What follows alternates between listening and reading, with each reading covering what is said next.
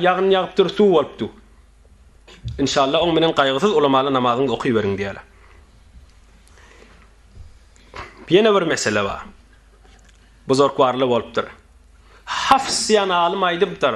Hazreti Emirul Müminin Ömer radıyallahu anh oğlu bile var yadım deyiptir. Abdullah diyen bir Hazreti Ömer'in oğlu varmış. Şoň menen bile var yadım mescide gaşyn deyiptir. Men de ayağım yalangach deyiptir.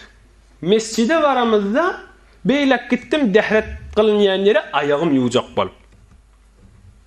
Aham Hazreti Ömer'in aýtdy, "Hay, direk bar ýaň" diýdi. Onda ayağım ýuwjak. Näme diýip ayağım ýuwjak diýipdir. Ayağın arasda diýipdir. Onu häl ýolla hafa diýip diýipdir. Häl ýolla hafa diýdi diýipdir. Soňra-da ýol arasatdymy hawa diýipdir.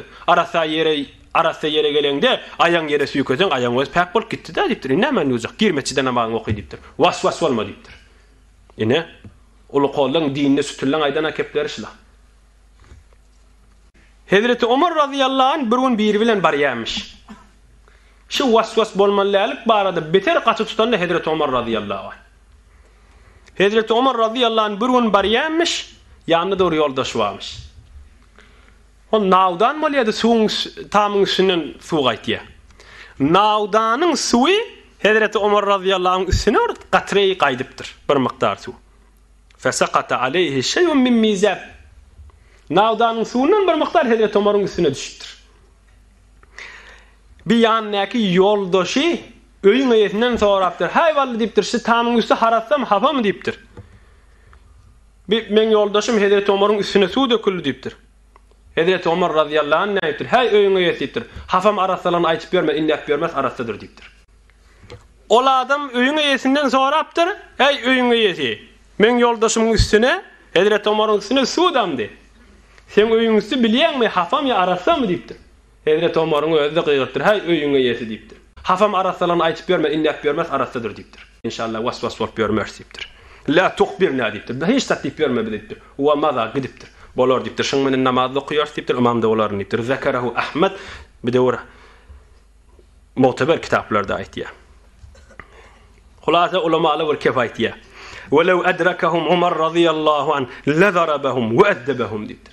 Eger şüjre waswas adamlar, şu waswas zenanalary, şu ýuwun bolup durarlar, Hazreti Ömer görse hökmen şallagy bilen ýenjerdişler diýipdir.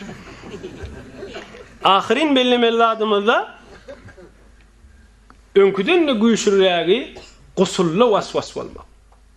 Bir towar bennelere, bir towar adamlara aslan gusul wajib däl, attagal mustahab däl. Zol gusul edwati, biz su israf etmekdir. Heni sana wajib däl, mustahab däl. Entek bir zat bilen gusul wajib bolýan qadip, diýjegini bu kadar suwlar israf edwati, bir de bir bolmaýan zatdyr şeriatyň. Biderek suw döküp israf etmäň diýip de gaýym tapşyran zatlaryndandyr. Hudaý Taala iman abraydan aýyrman. Hudaý Taala o dogullara da tawfiq we hidayet berdi. Ol biderek waswasalar ýüregine düşýär, Hudaý olara da şafa berdi. Hudaý Taala hemmäňize halal rızk, iman, abray, sıhhat, salamat, iki dünýede saadet berdi. İl gün içerleňiz bilen, dogan garnaşlaryňyz bilen içerleňiz bilen Hudaý Taala mahabbet berdi.